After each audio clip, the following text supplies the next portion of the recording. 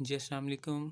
आज हम English code 504 का लेसन 29 पढ़ने जा रहे हैं, जिसका टाइटल है institutional policies and the role of first language in second language learning.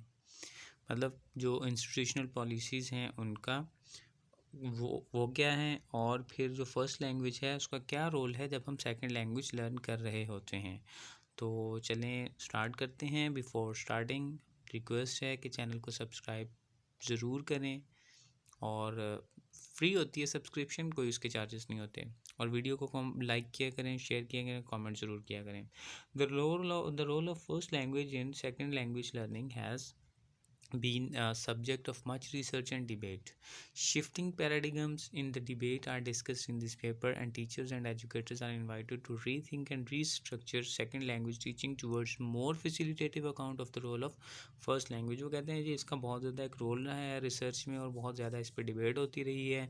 और जितने भी मतलब ये जो पेपर हैं उसमें डिस्कस किया गया है कि किस तरह से टीचर्स या एजुकेटर्स हैं उनको इन्वाइट किया गया कि वो दोबारा से सोचें, अपने सेकेंड लैंग्वेज टीचिंग को दोबारा से रीस्ट्रक्चर बना करें, उसको रिकन्स्ट्रक्ट करें, ठीक है, ताकि जो फर्स्ट लैंग्वेज है उसका जो रोल है उसको अच्छी तरह से as a facilitative tool use किया जा सके। It point out the institutional policy of completely excluding learners home और first language from second language classroom in the context of elite private schools and universities in Pakistan. अब कहते हैं जनाब ये मतलब इट पॉइंट आउट ये बहुत बात नोट की गई है कि पाकिस्तान में जो बहुत ज़्यादा जो एलीट स्कूल्स, जो प्राइवेट स्कूल्स और यूनिवर्सिटीज़ हैं, उसमें क्या किया गया है कि जो बच्चे की जो भी लर्नर्स हैं उनकी जो फर्स्ट लैंग्वेज है उसको सेकंड लैंग्वेज क्लासरूम से बिल्कुल ही आउट कर दिया जाता है। Means you are not allowed to, if you are learning English language, you are not allowed to use your mother tongue, either it is a Punjabi or Urdu. You have to speak English either right or wrong, ठीक है। तो आप बहुत सारी universities और schools में मतलब ये रूल लागू हो जाता है कि you will not speak any other language other than the targeted language. तो इसकी वजह से वो फिर डिफरेंट पॉलिसीज़ होती हैं, लोग उस पर पनिश करते हैं, कुछ को फ़ाइन करते हैं, डिफरेंट उनकी पॉलिसीज़ होती हैं। This policy is driven by the assumption that maximum second language input will force learners to eventually think in second language. अब ये पॉलिसी किस अजम्पशन, किस सोच के साथ बनाई गई है कि जितना ज़्यादा बच्चों को सेकंड लैंग्वेज की इनपुट मिलेगी उतना ज़्यादा वो सेकंड लैंग्वेज में ही सोचेंगे, and that the habit of using first language interferes and delay second language learning. और इस तरह ये है कि जो फर्स्ट लैंग्वेज लर्न करने की जो बात है वो क्या होगी कि वो जो उनकी एक आदत है उसको भी डिले किया जाएगा, वो उनको बहुत ज़्यादा वो नहीं करेगी, क्योंकि वो जब इंटरफेयर करती है, जब आप एक इंग्लिश सीख रहे हो और you are thinking in Urdu, या फिर आप उर्दू में बात कर रहे हैं, फिर पहले आप उर्दू में सोचते हैं, फिर आप उर्दू में ट्रांसलेट करते हैं, तो that would be a kind of delay in the production of a second language. तो इस चीज़ को ख़त्म करने के लिए फिर वो फर्स्ट लैंग्वेज को टोटली मतलब स्टॉप करने की कोशिश करते हैं। The evidence informs that Pakistani elite schools frequently punish, fine और humiliate students for speaking Urdu or a home language in English classroom. जैसे कि मैंने पहले कहा कि बच्चों को पनिश किया जाता है, फ़ाइन किया जाता है, उनको इंसल्ट की जाती है कि why you are using Urdu or home language in English classrooms. Despite much emerging evidence of the positive role of first language, its role is condemned in classroom, second language classroom। मतलब first language का बहुत अच्छा और positive role होने के बहुत ज़्यादा evidences मिले हैं, उसके बावजूद सेकंड लैंग्वेज क्लासरूम्स के अंदर इस बात को बहुत ज़्यादा कंडेम किया जाता है, बहुत ज़्यादा इसकी मजम्मत की जाती है, बहुत ज़्यादा इसको प्रोहिबिशन के साथ, बहुत ज़्यादा सख्ती के साथ इसको रोका जाता है। This practice not only इन्फेस्ट the learners identities with a sense of shame but also excludes a majority of students from meaningful learning. अब कहते हैं जी इसके नुकसान क्या हो रहे हैं। नंबर वन, एक तो वो जो बच्चा है उसे अपनी जो उसकी रियल आइडेंटिटी, फॉर एग्जांपल एक बच्चा अगर पंजाबी है और वो क्लासरूम में पंजाबी आप उसकी टोटली बंद करवा देते हैं, तो he would be ashamed for being a Punjabi. तो उसे मतलब अपने पंजाबी होने पे थोड़ा सी वो शर्म आना, या अपने आप को थोड़ा सा वो इंसल्ट फील करना शुरू कर देगा, और फिर एक मीनिंगफुल लर्निंग भी जो है वो भी बच्चों को नहीं मिलेगी। The paper invites a rethinking of the role of a first language और second language classrooms from two theoretical perspectives.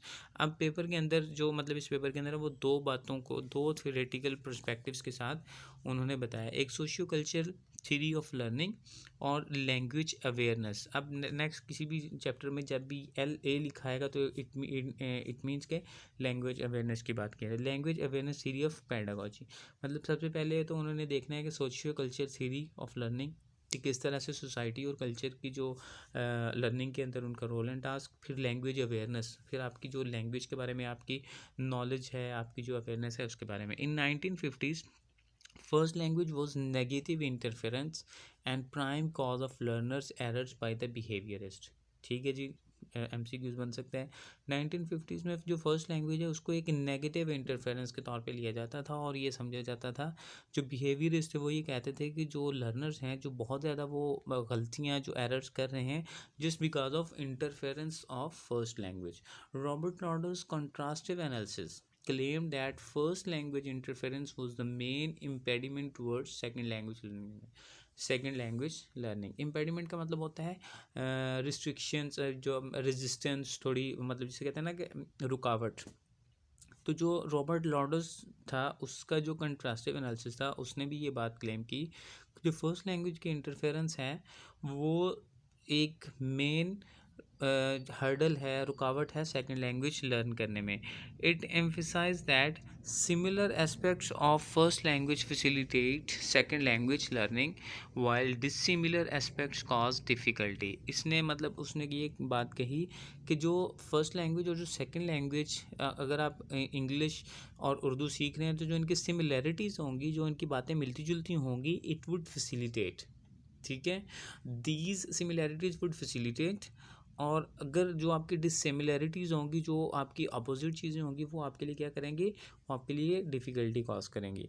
Therefore a parallel study of two language could predict learners errors in second language. इसलिए उसने कहा कि parallel study जो दोनों language की है वो क्या कर सकते हैं कि लर्नर को सेकंड लैंग्वेज में गलतियों के चांसेस बना सकते हैं। Marton 1988 pointed out the learner's tendency to revert to their strong and persistent habit of expressing in first language that leads towards retroactive inhibition।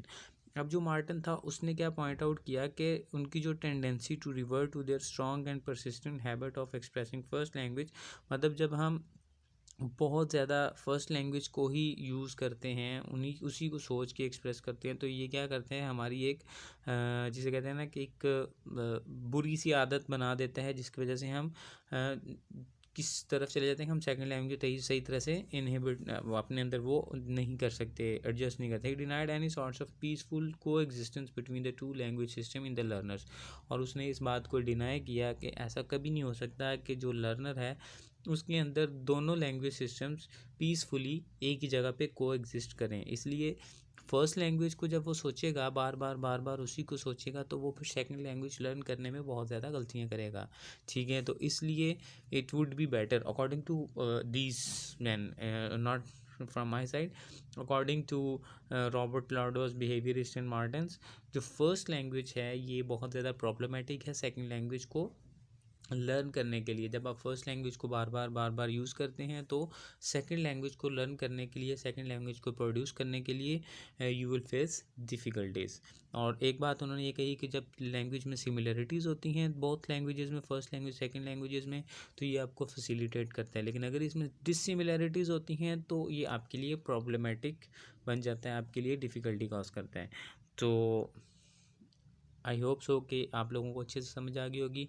तो रिक्वेस्ट है कि चैनल को सब्सक्राइब करें, वीडियो को लाइक करें, शेयर करें, कमेंट ज़रूर करें और अपने दोस्तों को ज़रूर रिक्वेस्ट करें कि वो भी इस चैनल को सब्सक्राइब करें, because I really need subscribers in watch time. Thank you for watching.